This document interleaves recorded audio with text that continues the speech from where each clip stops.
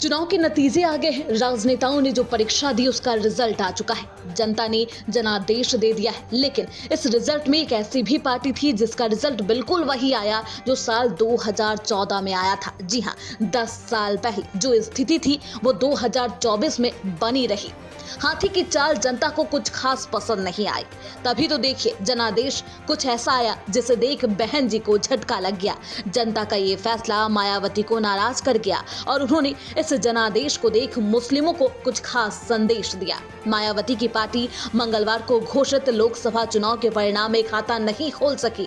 मायावती ने बुधवार को प्रेस नोट जारी की। मायावती ने बुधवार को एक विस्तृत बयान जारी कर चुनाव नतीजे पर प्रतिक्रिया जाहिर कर दी है। उन्होंने मुस्लिमों के लिए कुछ खास कहा है। मायावती ने प्रेस नोट में कहा, अब अंत में मेरा यही कहना है कि इस बार चुनाव में अपनी पार्टी बीएसपी का अकेले ही पार्टी से जुड़े लोगों के बलबूते पर बेहतर रिजल्ट के लिए जो हर संभव पूरा प्रयास किया गया, जिसमें खासकर दलित वर्ग में से मेरी खुद की जाति के लोगों ने अधिकांश अपना वोट बीएसपी को देकर जो अपनी अहम मिशनरी भूमिका निभाई, तो उनका भी मैं विशेषकर पूरे तहे दिल से आभार प्रकट करती हूँ। साथ ही बहुजन समाज पार्टी का खास अंग मुस्लिम समाज, जो पिछले कई चुनावों में व इस बार भी लोकसभा आम चुनाव में उचित प्रतिनिधित्व देने के बावजूद भी बीएसपी को ठीक से नहीं समझ पा रहा, तो अब ऐसी स्थिति में आगे इनको काफी सोच समझ के ही चुनाव में पार्टी द्वारा मौका दिया जाएगा, ताकि